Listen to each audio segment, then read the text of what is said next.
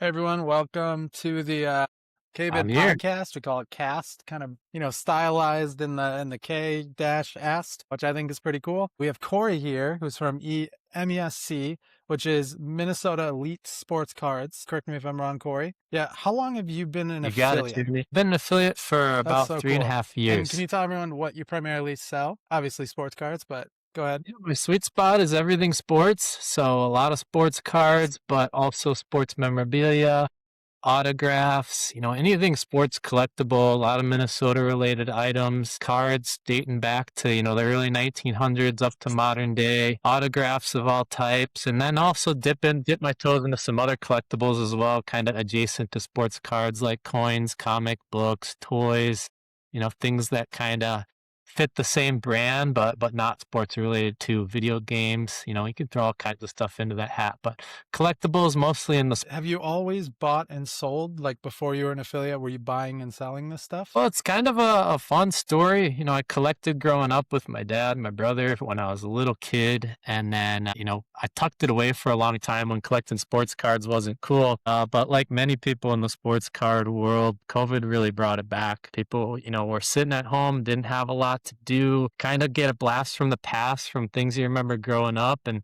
just started with like buying one box of cards of things that looked cool from when I was growing up. And really just kind of, grew from there. It started as just like a little hobby, a few things here and there, and just got some cool opportunities to buy some big collections and help people sell their collections. And it turned from a hobby into a business probably about 3 years ago. So I do collect for myself. If you can see over my shoulder, all those binders are all my sets I build. I build vintage baseball and football sets. So cards back into the 1950s is, the I things plan when on I find jumping them, I keep into your those. collection So shortly. that, I got a couple other questions before we get there. So you became an affiliate, and at that point, were you mainly selling off your collection, taking consignment? How does that work? What when you sell right now, is it a combination of stuff you own and consignment, or yeah?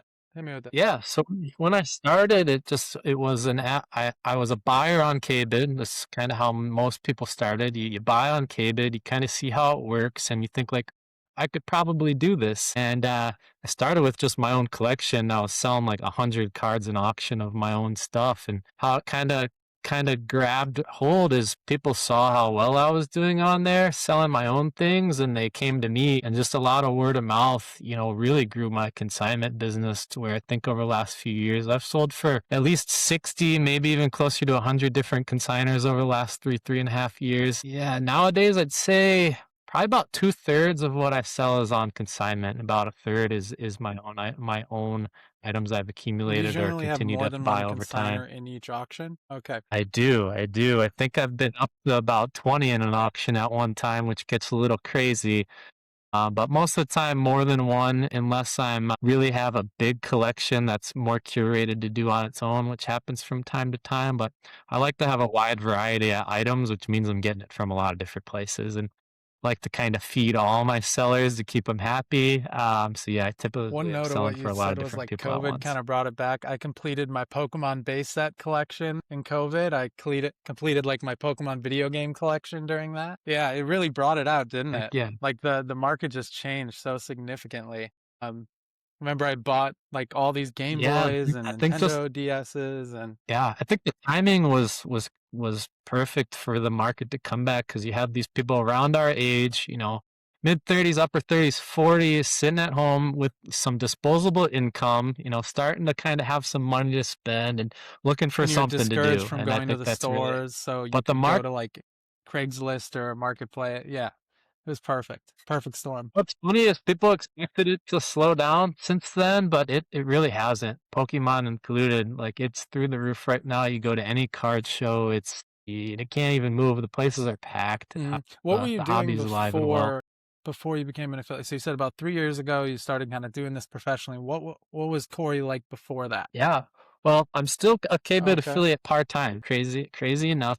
I work full-time in property management. I support operating student housing properties across the nation and different college towns. So really, that's where I spend my day job time. I think it's just I kind of tell my wife that a lot of her friends' husbands are out playing golf and drinking on the weekends and hungover, and I'm at home selling cards and hanging out with the family while I do it, and making a little bit of a side gig at the same time. So it's You had to really say it's really how many just a hours a lot of week you're fun for me to attributing do. to But the K-Bit affiliate work. If you just guess, what does that look like? probably. When you do it over time, you get a lot more efficient. So a lot of people think I'm spending like days and days a week doing this, but like when you get a system down, you can do things really well efficiently. So I probably spend about 10 to 15 hours a week, mostly not nights and weekends. I do a couple pickup days on Saturdays, which is a handful of hours. Really sorting orders and shipping Sure. items is what takes a lot of time. Actually, organizing and photographing and making descriptions of the cards is the easy part when you All know right, them I want to really jump well. into your personal collection now. I'm glad you mentioned you had one. What's the highlight of your collection? Like, give me the absolute star of your collection. The absolute star of my collection. If you would have asked me about 6 months ago, I would have told you it was a Michael Jordan rookie card. But I actually sold my Michael Jordan rookie card on KBID a few months ago. I have a great deal of seller's remorse related to selling my favorite card on KBID, but that's what it's all about. I love that I was able to sell that card to a new home, send it to a longtime buyer that had been asking me about one for a long time. So I grew up, outside of Chicago is where I grew up, so I was a big Jordan fan. But I'll find one again. I mean, right now, maybe I'd see it above my shoulder. I got a signed Tom Brady helmet. Not like a Tom Brady fan per se, but like that's a pretty big deal. A Tom Brady autograph is huge. I can't really pick out one thing, but like I like the complete set of baseball cards. That means you get every single card from that year that they made them in sequential order, number one to sometimes number 798. So getting every single card from a set that's at times 70 years old is pretty challenging to do.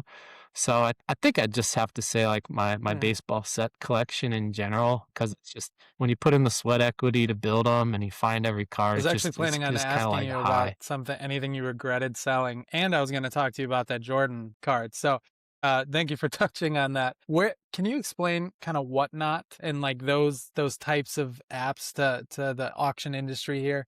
Because it's kind of a lot of cards are moving through that. Can you kind of explain how that works? Yeah, yeah. And whatnot. There are a million different places where you can sell things these days, and really any type of format. Something that floats anybody's boat. So Whatnot is a live auction platform, so you can go on it at any time and you kind of select what you're looking for, and it will show you. It will put somebody on the screen like me or you right now selling anything from handbags to sports cards to comic books, literally anything, watches, and it's a live auction. And you click your screen and you make a bid, and there's anywhere between however many people in that room watching that same auction, and it's live. There's a few different formats of how people sell on there, but sports cards is huge on there right now. I've done some Whatnot selling. I like it, but I mean, I'm not saying this just because I'm on the KBID podcast. I love selling on KBID because it's just more personal. I mean, you can jump on Whatnot at any given time, and you could sell 400 or 500 cards and do. I've heard some horror stories buying there too. Like I'm not sure exactly how it works, but it's almost like you buy the pack and then they open it and you get all the cards that were in it. But I've like heard horror stories of people faking the pack, like they put fake stuff in it. Like I've heard some horror stories. I don't know if they're true or not, but There's some sharks out there. There's some, just like in any business, there's some businesses sure. that might lack a little integrity or might be a little bit tricky, and Fun you never know what you fun get fact, sometimes David until you gets have it in on your hand. average 20,000 searches for Pokemon every single month. 20,000. I can pull some card ones if I I saw should that. have pulled them before this, but like in terms of things that I would call collectibles, like whether video, like Nintendo, it's like usually about 17,000, Sony's about 13,000. That's a lot of people looking for stuff like that. That's a lot. And I'm talking it outweighs some of our car stuff, like Yeah, even. I looked at that list just a few weeks ago, and I saw Pokemon was like in the top 5 or top 10. And yeah, it's really crazy business. I'm not an expert in Pokemon in any way, but when I sell it for consigners, it does really well. Like you can tell people are out Are there there any looking for other it. cards you've regretted selling? I mean, like that's like nothing compares to that rookie card. Why do you regret it? Just because it was hard to replace, or tell me why would you regret it? Well, There are a lot of Michael Jordan rookie cards out there. I mean, they made a lot of them, but the thing is that that card is so hot. Since I sold it, it's probably Sure. doubled in value. It's not that I regret it Yeah. for the fun, for the money itself. It's just like I didn't have to put it up. I didn't have to sell it. I just thought it was a cool I know thing it to do, draws some and it people to you, was. like Just hypothetically it results in sales later, right? They see you sell stuff like that. absolutely. Absolutely, and, the story of how I got it, I mean, I get things in a lot of different ways. This one literally walked up to my front door, and I invested very, very little in acquiring this card and Michael Jordan Hmm. collection because I didn't know if the card was real. So I put $0 on purchasing the rookie card that was in the bunch because the Hmm. likelihood that it was real was very low, and it ended up being real. So, I mean, just Hmm. you get to keep the stories, which are just as much fun, and I'll find Can another you one at can you some tell me point. They about the made a lot. grading option? So you have a card or some collectible and you want to get it graded. What are your options? Yeah, get asked this question a lot of times by, buyers. Grading cards is challenging because you will always think your card is going to grade higher than it will. Almost always, unless you are an extreme expert eye, and that's not even me. I would not even put myself in close to in that boat. I can usually get it within like a point and a half, most of the times within a point. But you will almost always overestimate the grade. And grading these days is really tough. They're really hard on the condition of your cards. It also is quite expensive and it Like takes what's a a long long time? time to get your cards back. So at least 4 months, sometimes up to a year. Most of the times I forget what I sent in to get And is graded that a before I static get it cost? back. So you just pay a one-time charge, or is it a priority thing like fast grade, slow grade? Like how does that work? Depends on the company and it depends on, your what options you select. There are a few different reputable grading companies. PSA is the biggest. Then coming in next, SGC and Beckett are probably, the next two and three most popular. Most any grading company beyond those three is not recommended. There are many, but it's just they don't have really any reputation out there in the market to really add value to your cards. But it would have to be a really high value card to make sense to grade right now. PSA costs $80 at the moment to grade any card. They have what I read like $16 million, 16 million cards backlogged to grade right now. So if you send it, it's sitting on a pallet for 6 months until at some point they get to it. So at some point it'll open back up. They'll get caught back up. They'll reinstitute like the $20 grading fee, Well, which and the will make value can change while it's sitting there. Like there's a lot of risk in that. I've heard stories of people like sending in the same card over and over again. When you're at a 9 and the oh yeah difference between a 9 yeah and a that 10 is a lot, 80 and then 160, like it's just worth it maybe. I don't Do you ever grade for the purpose of auction yeah as your job as an affiliate? Would it ever be worth sending it in for the purpose of auctioning it off on KBid? Sometimes, I mean, really high-end cards, especially cards that you need to authenticate first. There's a lot of cards that they made, a significant number of reprints or fakes. Like a Jordan rookie card, you're always going to want to authenticate. Same And thing where with do you something like a authenticate? Wayne Is that the Gretzky same rookie thing? You send card. it to PSA? You always, Okay. same thing, same thing. They'll tell you if it's real and they'll grade it. But I think it's just a numbers game. Is it worth the time? Is it worth the hassle for a high value card that you think is gonna get a high Okay. So grade? you It, just it make the can be judgment worth it. call. Like, I like the buyers to evaluate the condition of the card and pay what they think it's worth. That way, it's a little less risky on the auction end. But sometimes you grade something and it's worth just like cracking it back out and sell without it because sometimes you could lose value because you yeah, think it was to an crack it 8 and it out. was a 6. What's the strategy in cracking it out? Yeah. I've never actually done it myself. If you take some pliers to the corner and you crack the Mhm. corners off, you can pop it right open. It takes a bit of strength, but And when you're doing you inspections, can when you're do it. offering inspection on cards or any collectible, how do you do that without risking the card? Are they allowed to hold it? Do you put it in a sleeve? Like what's that look like? I rarely get anybody to in-person inspect. I offer it as on demand, but really the key to showing the condition is that I use the top of the line scanner to scan high resolution photos of all my cards. So when you see it in a cabinet auction, like you can see it clearer than you can in your hand in some cases. Like you see what you're getting. I've only really had a handful of requests for somebody to actually in person inspect a card, and that's usually because they're like over for a pickup anyways, and like, hey, can I see that Mickey Mantle? Yeah, for sure. I'll go pull it out. You can see it. But really, one of my goals is to present to buyers exactly what they're getting without having to ask that question. They can see it clearly. They can see the condition of the corners and the edges. They And do can you see define if the there's any condition in the creases, title and or they description, can or be do you just, with your high res photos, you display it and let them assess what that means? yep. The only really time I define it is if something is negative that you can't really see in the picture. So if there's creasing, or if it's definitely in poor condition and I want them to know for sure it's in poor condition, I'll list that. But a lot of times I let the photos and the scans speak When for you say high res themselves. scan, what is that? That's It like, could what device is that? Like, who makes that? Yeah, so I have 2 different scanners. The one I use most is a Fujitsu or a Raiko. It's actually a feeding scanner, so I can put a stack of 100 cards on it, and it'll feed them through And it won't and damage do them? like 100 cards in a minute, and doesn't damage them. It's made specifically for these purposes, and it's the same scanner that all the big guys out there use, your top eBay sellers, because it's so fast and it gives you such good pictures. It's like for that purpose specifically. So you can get super high end quality pictures in very little time and really efficiently using that type of scanner. Yep. It doesn't work for every single card, but for 95% of What's the cards, it right amount it of does a beautiful job. items in an auction for you? So you have some of your own collection you could add in. So like, is there like a number of items you try to hit just for the sweet spot of having the right amount of buyers and enough choice and all that? Yeah. I've experimented this all across the board. I mean, I've done from 100 items, I've done 800 items. I think the real sweet spot is somewhere between 400 and 500 items. It's not too many to where you get buyer fatigue and you can't click all the way through, and then it's a lot to manage in sorting orders, but it also gives buyers a wide variety of things to look at. Get something from every sport, get something from every era in there.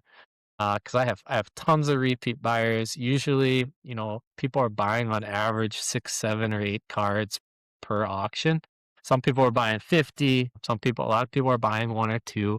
But I think it just gives you a lot to look at. It gives a wide variety without having to, overload and, put up 20 pages Mm. of cards One of to the flip one of the through. things when before I started working here, I would search maybe 4 times a year. I'd come in and I'd search for Pokemon. Like, that was my search. That's what I would search for, trying to get the old games. And so we actually built a feature so I don't have to like go check actively a couple times a year and hope that I didn't miss it.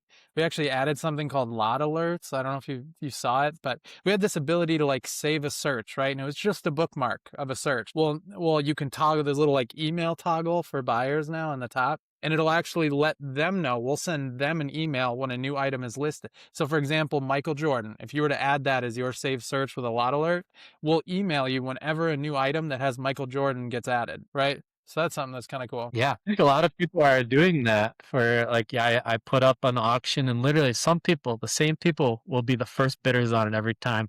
And whenever they come to pick up, I'm like, how did you see that thing so fast? Because like, I'm old school. I just go click on the trading cards category and I see if the number of lots listed changed. And when it changes, I go and I find what's new. But yeah, I think a lot of people are using that because I'm noticing, specific buyers are always the first ones in.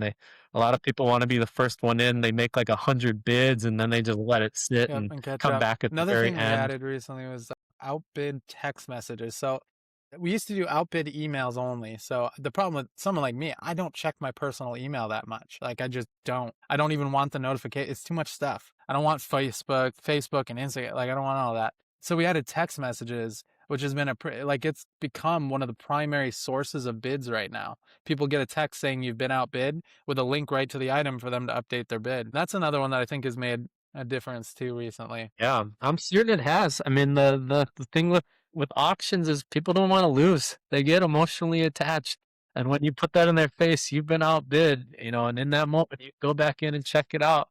So yeah, I mean, yeah, same thing with me and email. There's too much in there, things go to spam. So yeah, that's a great feature. I haven't been bidding much Can you recently, so I haven't describe the seen that one average yet. demographic for people at your removals? So, like, I'm assuming you probably have a younger echelon than like heavy equipment buyers, right? Like, could you give me like 10 to 20, 20 to 30, 30 to 40? What's the kind of distribution for age of your buyers? I'd say, it's pretty wide. Probably the bulk sits in the 35 to 60 year old men category mostly. I do have women. I do have, Sure. more women buyers than you would think. But typically, 35 to 60 is really the sweet spot of collectors. Do get younger collectors. Well, I mean, it's all across the Really board, but I'd cool. say that Really that's cool. that's the bulk. The other thing I wanted to chat with you about is describing a card. What are all the essential pieces? Like, do you put the set it's from? Do you put like year? So, for example, on a vehicle, you have the core things: year, make, model, mileage, VIN, right? Those are the core components of every vehicle description. What are the core components of a trading card description? Yeah. Well, Okay. that has changed over time. Up until like the 2000, late 90s, it was very simple. It's the player, the year, the card number, the brand, and then a lot of times in the description, I'll put some keywords, some SEO search words if it's a vintage card or if it's a Minnesota Twins or a Vikings card. That way, people that are searching for those will see my items. So when they used to just make, a standard set, it was 500 cards and nothing different. It was the player, the year, the brand, the card number, and then really any descriptors from there. In the late 90s to present, they started making so many different types of cards, different colors. They would number them. There'd be an autograph on them, and they come from the factory. You can have a card that looks the same, but there are 20 very similar different variations to it. It can be a refractor now. So it trips you up if you don't know what you're looking for, and I'm not perfect on these modern cards Hmm. because it makes so many different ones, but trying, a lot of them are where they make fewer of that card, so you wanna really describe that so that your buyer knows, like, it's a case hit, which means that you only get it from a certain box, Hmm. and there's only a certain number Estimated of to be those, or 10,000 if it's a in numbered or card. like something like that, you're saying? Yeah, yeah, so you definitely wanna describe on these modern cards a little more specifically those types of things because there are a lot of different variations to them nowadays, so it's a little tricky, it gets writing descriptions a little tougher, and I certainly make errors, but yeah, And the there's reason I there's ask, a we're little more actually to it rolling these out. days. So right now we're in beta, but we came out with the AI description writer. So you upload your photos and it writes the descriptions for you, right? And I've kind of been modifying each category, trying to make it perfect. So like I've done vehicles so far. So it looks for mileage, it looks for the VIN picture, it looks for the tire, like all that kind of stuff, and it describes it very well. I've done that coins, but the thing I haven't jumped into is the cards yet. And one of the questions I have on that is our categorization of trading cards correct right now? Should it be different than it is right now? For example, basketball, baseball, like do we have an audience that's big enough to justify splitting up some of these categories? Think so quite yet, because I think most people that are collectors of baseball are likely collectors of football and basketball and other sort of cards as well. I think, if you wanted to get started in that direction and maybe we're splitting out things like non-sports cards or Pokemon, kind of making some, I think in sports cards in general, most people cross collect across different sports. But if they're, I might start with splitting out some of the TCG and things in that realm because I think there are very different collectors in most cases for Sure. those Okay. those Well, I think categories. I got a lot. I might ask you a little bit late, like at another date and time, a little bit about the descriptions again, but some helpful things you said are like the team they were on, the set, estimated amount. We can get that info from the Yeah. internet, stuff like that. But yeah, that feature is going to be a hit. Yeah, I think with the AI on cards, it does work. I do have a software that I use. It's called Chrono Cards. It hooks up to my scanner. I scan them all in. I click an AI button, and it will, in within 2 minutes, it will That's AI so cool. detect what every card is. They are honestly tell you it's with 80% accuracy. So even this software itself, they know that AI will not know everything about all the cards. So you still have to go in and look at every single one, make sure it's right, because you don't want to put something out there that has an incorrect description to it. And then you gotta, go backwards and make things right with buyers because you sold them something different. So yeah, it does work, but I think just with anything, you gotta validate it. You can't trust it 100%. I could tell a different seller was using AI because they listed a specific card as 1963, and I was like, that's a reprint card. I 1992 know for sure reprint. that's a Yeah. reprint card. It was signed. I'm like, if that was real, that would probably be a $10,000 card. But it was, and I was really hoping that the bids didn't go But I think the super buyers are smart crazy. enough to see that. It Like sold for a what couple you've hundred. described, buyers, Oh, they're willing. most do. Yeah, and they also look the other Yeah. direction when you think it's Your a buyers reprint, are but it's willing to spend actually the big. real. Like that's gets someone. I would almost say if you did that on purpose, you might get It crazy bit. happened. Just for like these buyers thinking they're getting a special thing that no one else can get. Yeah, yeah. So I mean, I think you just have to use AI carefully, especially in an 'Cause if you industry like lie, trading you're in cards. trouble. You don't use it willy-nilly. Yeah, yeah. The tricky thing with K-bit is everybody thinks everybody is the same person. So like if somebody's selling trading cards across the state on K-bit and they make an oopsie and they make a buyer mad, it's likely that buyer isn't going to buy my trading cards, even though I didn't do it. So like I try to help some others out that might not be experts in the category to say, hey, like just letting you know that autograph might not be real, or just letting you know like your description might. So don't want to be like the Yeah. bad guy, but Well, just give help me some people advice. out So your from average making. K-bit affiliate walks into an estate, there's couches, refrigerator, a car, there's everything like that, and they see a box of trading cards of whatever type. What would you recommend for that? Is it worth going through looking for like when does it trigger selling the bucket of cards versus looking through the cards to find value? I'd Really? say almost in any case, Okay. it's worth knowing a guy. Like it's worth knowing a guy to, Yeah, to so like spend is five that minutes something to look someone could at it. call you on You and know, say like, "Hey, can you FaceTime and just shoot through cards and if there's something about." And absolutely, honestly, yeah. with the way there might even be a world where it's worth working with you to have you process them and all that just cuz you know what you're doing and can process them so fast, but Yeah, it's always worth looking, really where that it's not, most likely not valuable items is when you get into the 80s and the 90s and the 2000 type cards. Well, around the mid 80s, they started making millions of every single copy of card. So that's where you really see the value of most cards, not all really drop off a cliff. So, before that, they were just much more limitedly made. And even your modern type of stuff with how they've gotten so unique in making variations in numbered cards and autographs, that was middle years. They call them the junk wax years because the cards in a lot of cases aren't even worth anything. So if you're looking in a giant bin of cards and they all look to be, 1988 Donruss, that's like absolutely the worst set ever. But you come across them all the time, mhm, like you're not sitting on a gold mine. But it doesn't mean that everything in there is not worth something. So I'd say like anybody that may come across cards, like it's always good to know somebody to at least mhm, help or give you some direction. Which I mean, it's to me that's what being in this business is all about. Like, everything I do is about helping people. Yeah, it's fun and it's cool to see a lot of different things, but I'm in it to really help people that have cards that they want to do mhm. something with for The idea whatever of their card reason shops is. has changed a lot too, just with how accessible things are online, like I remember my first sports card, I got a Yeah. first edition Charizard, right? And that was like my prized possession and I needed to get my dad a birthday present. So I got him a rookie Steve Eiserman autograph card. That's the first sports card I ever got. He still has it. We haven't looked to see if it's valuable or anything, but Yeah, like $30.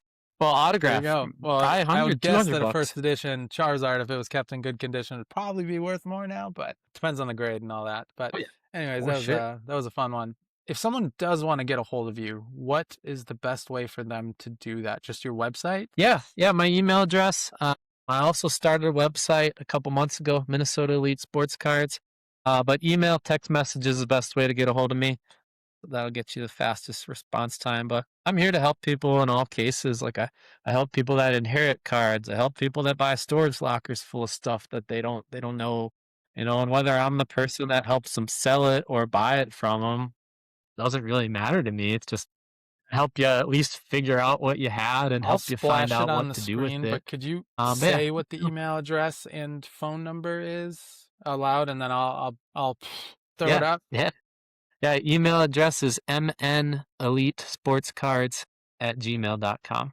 And that's the same thing with my website, We've got to talk to you about getting a mnelitesportscards.com. branded email, by the And way. We should do it. hey, now every time I gotcha. yeah, Yeah, I you can help gotcha. me out. I can help you easy. Okay, cool. And then on your website, is that one of the places where you take leads from? So someone has a collection they want an offer on, or they want to sell on consignment, you just have a Yep, form on your website. I do want to talk to your website yep, offline after this. You yes. actually list stuff in a very unique way relative to most affiliates, right? You actually list inventory, which is pretty unique. That's not something everyone does. So I want to talk to you about that Yeah, after. I wanted to go through. heck yeah. Yeah, website, the very first button you'll see is a consign with us or a contact us. You use that to just, kind of tell me in general what you Mhm. have, what you're looking to do with it. And adding as many pictures as possible is helpful. Kind of the first thing I'm going to ask somebody is like, just send me a bunch of pictures. Even if you don't know what you're taking pictures of, just spread a bunch of stuff out on the table, take some pictures. And with that in general, I'll be able to tell you if this is a zero, a hero, or we need to So look I went into it a through little some of more to the find out. items you've sold as of late and some of the prices they sold for, and I picked out some of the highlights, and I was hoping to talk through them and just kind of get the story. Like, why is this worth so much? What's the magic trick? So number one here is a Tiger Woods Auto 2002 SP Game Used Golf Scorecard signatures, and it looks like you also had. There's some other abbreviations that I don't know: SS, TW, PSA, DNN Cert, Slab Graded 9 Mint, Auto 7 Rare. Number one, what does all that mean? Yeah. Yeah. That is a Tiger Woods autograph card that Made in came from Upper 2002, Deck right? with the autograph. So, like, it's not something that somebody walked up to him on the golf course and had him sign. That's a certified autograph from the factory. They Mhm. made the card to get signed. Tiger Woods autographs are really Really? tough and extremely collectible. Sign a whole lot. There's a lot of fakes out there. So, to have a card like that is just really tough to find, and it looks really nice. That's PSA graded. PSA is the top grading company. They also authenticated and graded the autograph in that circumstance. So why that has two grades is they graded the card, and then they also grade the Got it. That's quality the of the Auto 7. autograph. That's the second number. And do those both go out of Yep. 10? Yeah. So that's just Got it. yes, they do. Yes, they do. So they grade the flow. They grade, are there any streaks? How quality is this autograph? There's literally people That's so sitting sad there that you doing could that end for up a with a job. bad autograph on Not a good fast enough. card. Like, that's just so sad, but yeah, It happens. It goes both ways too. You get great autographs on, sure. especially in older And where cards did that come on from? not great looking cards. So yeah, that was a really good card. I was really happy with Sorry. how that sold. The seller, was I would extremely be. happy with that sale as well. Next one, 1980 Yeah, yeah. Olympic hockey team autographed 16 by 20 photo. So this is a photo, Miracle on Ice, Herb Brooks, all 20. So this is a team shot, right? A photo, an autograph by the whole team? Yeah, yep. So 1980 Olympics is a miracle on ice. They beat the Russians. They USA wasn't playing pro players, so these were amateurs going against like the top players in the world. A lot of those players are from Minnesota. I can't remember the exact number, so that's why it's really collectible in Minnesota. And every time the Winter Olympics comes around, like people like start recollecting, Olympic hockey stuff. The big autograph on there is the Herb Brooks. He was the coach who passed away. I can't remember the year, but some years ago. So when someone passes away, they're obviously not signing any more autographs, which makes it tougher to get, and to have all the players on that piece was just Well, really, really question cool question for you. So if to I took a have. So let's just really say cool to have to. 1980, I'm just throwing one Michael Jordan card, and he signed it in 1980, versus if he signed it today, is that worth the same value if it's still him? He would have signed that Oh card when he yeah, was like that's 15. just an So example. if you But if like, does it matter when the autograph was placed? I think people do. I mean, people do put value on like a Okay. rookie era autograph because people sign more when they get, well, in most cases, they sign more when they get, Mhm. bigger celebrity status. Sometimes they'll tail And when off it's at some point because they authenticated, get can they tired of tell signing when the autographs. autograph But was from? Is that kind of what they say, like era of autograph? you can pay for a Yeah. service level that can give you more specifics on the year of the autograph. There are some people out there, they can tell you it's an early signature or a rookie era signature or a modern signature. So in a lot of cases, people will pay more for early signatures because they aren't signing Yeah. as much when they're in college per se, or in their rookie year before they've really done anything. So it's tough Yeah, to but if you get. had a So chance the to like meet scarcity one of makes these it more celebrity valuable, players more. and you had their rookie card, it would still be worth trying to get them to autograph it. Okay, For sure. I mean, a signed Michael Jordan rookie card is got it. gangbusters, Sure. but he just Okay. doesn't sign The next autographs one I want to anymore. talk about, Michael Jordan Fleer box set includes jersey memorabilia card. Is that the one you were talking about? The one you have some seller's remorse? No, no. So this was actually a really cool box that sold recently. The buyer was really excited about it. We were talking, and I pick up if he wanted to open it, and I gotta holler at him and say, hey, did you open that yet? But that is a box they made, and I think 2001 Target exclusively sold that. And there is a chance that in that box, in that sealed box, there could be a rookie card or there could be a Michael Jordan Uh, autographed card inside of that box. So, I ripped it open. He could have a card, Michael Jordan autograph card is, north of $100,000 in some cases. The rookie card in itself, depending on condition, could be the same. So that's kind of like a gambler's box that you could hit big, but at a minimum, that card is the memorabilia card on the front of that's so that cool. box is worth a couple $100 right there. So that's kind of one of those. I'm opening a box for a chance to have something really, really valuable in here.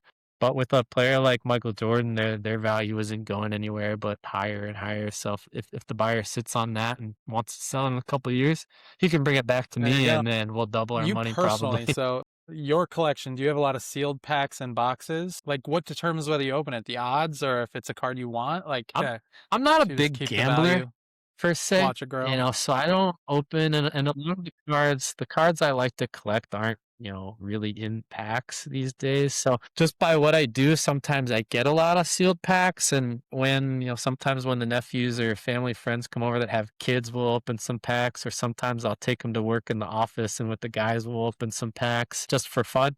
I typically don't collect the cards in the modern packs. So myself, I'm not like ripping packs, like looking for specific players. I have a lot of buyers that do, so I like to get those up on my auctions because people really like to open those So cool. modern packs and boxes.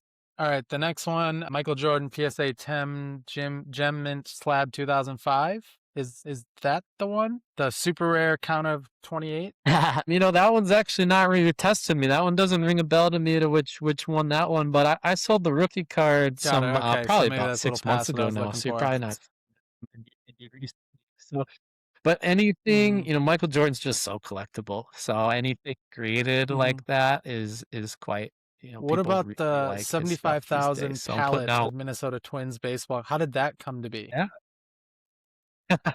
So I sell for, like I said, I sell for people in a lot of different circumstances. I sell for, from one single individual collector to I Hmm. consign for a couple card shops. I'll give 3 Star Sports Cards a shout out. They have 3 shops. One's in Bloomington.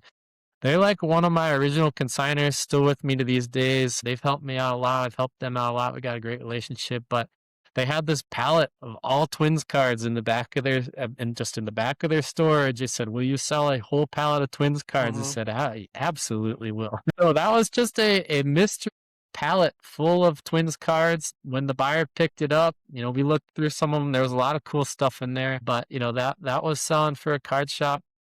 Card shops just have so much inventory these Hmm. days. They wanted some space back. So that was literally a full palette of Minnesota Twins cards from all eras back to the 60s to present day. Had autographs, had graded cards. So Yeah. it was just like Christmas to that buyer, open Did it go to different Minnesota? and anything that was in it. Yeah, buyer was isn't it Rob out in St. So, Cloud, been buying from me for a long time, so I'll have to give him a shot to see if he and found a lot of any times I'm gems in assuming there. buyers end up becoming consignor. Like your relationships vary both ways, Oh I'm yeah, sure, right? definitely, definitely. I mean, I have buyers that have bought from me since my very first auction that have 40, 50 invoices with me now, and as we grow our relationship, they come back around when they're How do looking you to do shipping? downsize too. So yeah, What's that's the model word of of what mouth. you charge? Yeah. So I like to be very buyer friendly with shipping. I don't do any upcharging. I don't do any handling fees. Shipping is I charge exactly what the buyer is about going to pay. So it costs about $6 or $7 to ship, between 1 and 5 What do you cards use for almost that? anywhere in the country. So I use Pirate Ship. It's an online it's a software that will really Okay. source the best deal out there. It'll tell Flat me rate if or if it's something like cheaper or better whatever to it is. ship with the Post. Prints all my labels. It saves all my buyer data, so I'm not Yeah. sitting You here type in kind of Rob's like name and it typing in pulls one up by and you have one. it. Yeah, got it. Yep. Yeah. So I do ship Mhm. probably 60% of my orders. Most of those are around Minnesota, but I do ship a lot to the Dakotas, Wisconsin, Iowa, and maybe Mhm. 10% goes nationwide. Be up there, but yeah, I Have do you ever ship thought about about doing 60% of my appraisal, like orders. valuation? So someone has a collection and they want to know how much it's worth. Do you ever, is that a service you offer? Yeah, I mean, like I Okay. said, I'm all about helping people out. I just got a text from a guy, a cold text. He must have got it from my website asking, hey, he's like, I'm looking to sell this collection. I've been talking to this one auction house. Do you think this is a good deal? And I said, heck yeah, if you believe it's a good auction house, he's paying you more than they're giving you a better deal than I could. Like, but if you believe if it's a right place to sell your cards, and he's a picture. So I'd love to help you out. If you think that's a great place for you to sell your cards, it's a good deal. I also buy collections too. I try to be really fair, as I don't have a storefront, I don't have a brick and mortar, I don't have employees. Like, my overhead is lower than if you Mhm. took your collection into a card shop.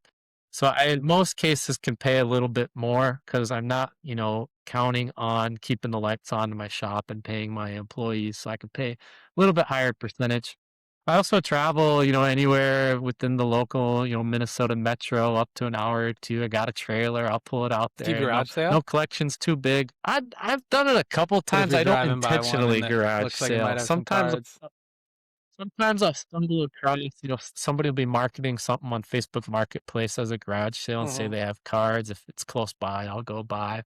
Got some decent Mhm. stuff Any in those secrets to circumstances. marketing collectibles? Like, are you doing your own marketing? You working with us for marketing? I know you're working with us, but do you do your own too? Like, where do you Yeah, find these buyers? I'll tell you the secret. The secret is providing really, really excellent customer service and building strong relationships with those that buy from you already, because they tell their friends. Anybody that collects cards knows other people that collects cards. They like, and growing that reputation helps build, And your they're on buyer Reddit and base. Facebook groups and But all those things talking to each other. yeah, everything is a people business. If you have good relationships, people are gonna feed you back. They're gonna Mhm. tell their brother, they're gonna tell their buddy. But the key, I think, really is having good product. People Mhm. will find good items and not being afraid to sell cool things and potentially lose a little money off it's like, if you're not putting anything awesome in your auctions, they're just gonna see the same 1989 Ken Griffey rookie card, Donruss rookie card, not even the good one, every time, and they're gonna stop coming back. So I think it's just not being afraid. Like, I believe in KBID. I believe KBID is the best place to sell, my best items. So I'm not afraid to put up Mickey Mantles, put up awesome autographs, put up some of the best things, Tiger Woods, Michael Jordan, things we talked about, because I believe Mhm. it's gonna, do well. Having really good things will Mhm. do a lot of the marketing for you. Beyond that, just, remarketing to all my previous buyers. I think I have about 2,500 previous buyers that I try to target and say, hey, I got a new auction up. And that's Auction's uniquely closing great tonight. for you because, But yeah, I like think, anyone who collects, they collect versus someone who needs something transact. Like I run a construction business and I need a skid steer. I have a skid steer, so I don't need one anymore.